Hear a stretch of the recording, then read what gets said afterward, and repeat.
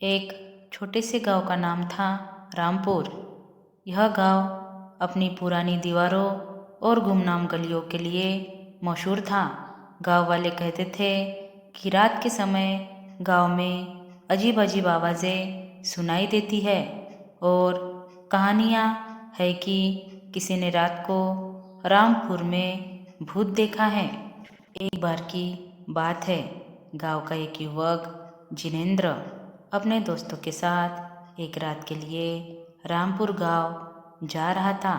उनके दोस्तों ने भी उन्हें गांव के भूतों के बारे में बताया था, लेकिन जिनेंद्र ने उन्हें हंसते हुए कहा, यार ये सब लोगों की बनाई हुई कहानियाँ हैं। अगर हम डरने लगेंगे तो हमारी जीवन जीने का कोई मज़ा नहीं रहेगा। गाँव पहुंचकर जिनेंद्र और उसके दोस्त ने गांव के बड़े बड़े घरों के आसपास घूमना शुरू किया। गांव छोटा था, लेकिन रात का माहौल कुछ अजीब था। चांदनी रात की चांदनी अलग ही भूतिया माहौल बना रही थी। देर रात हो गई थी और गांव में शांति छाई हुई थी। जिनेंद्र और उसके दोस्त एक विशाल और भूतिया बगीचे की ओर बढ़े। बगीचे में कुछ अजीब सी आवाज़ें सुनाई देने लगी, लेकिन जिनेंद्र ने उन्हें ध्यान नहीं दिया। अचानक वहाँ से एक वृक्ष की छाया में कुछ दिखाई दिया। वे देखने के लिए वहाँ गए और वहाँ एक बड़ी पुरानी किताब खोई हुई थी। जिनेंद्र ने किताब को उठाया और देखा कि यह एक पुरानी गांव की दास्तान थी।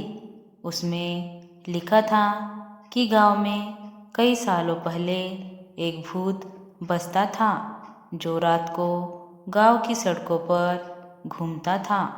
लोग कहते थे कि वह अक्सर अजीबो गरीब आवाज़ें सुनाई देती थी और किसी ने भूत को देखा भी था।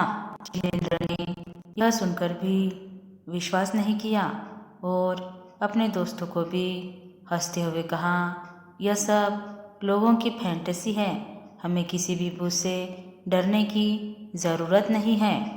वे लौटते समय रात का समय बढ़ रहा था और गांव की सड़कों पर अजीब अजीब आवाज़ें सुनाई देने लगी।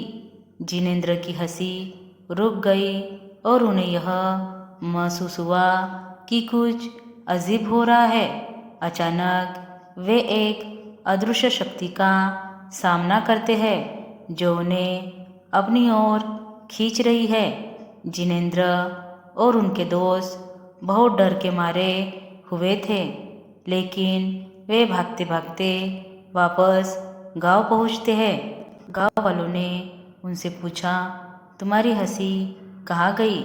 जिनेंद्र ने सब कुछ बता दिया और कहा, हमने खुद देखा है, गांव में कुछ अजीब हो रहा है। गांव वाले ने हंसते हुए कहा, तुम लोगों को भूत प्रेत की बातें नहीं करनी चाहिए, वह सब तो बस किसी की कल्पना है। जिनेंद्र और उसके दोस्त ने सोचा, क्या उन्होंने सच्चाई देखी थी या फिर उनकी कल्पना ने उन्हें धोखा दिया था। लेकिन उनके दिल में कुछ बातें थी जो वे कभी भूल नहीं सकते थे। रामपुर गांव की रातें हमेशा भूतिया रहेगी और जिनेंद्र ने इस बारे में गहराई से समझा है कि कभी कभी हकीकत भी भूतिया हो सकती है। धन्यवाद दोस्तों। Thanks for watching. Like, share, subscribe.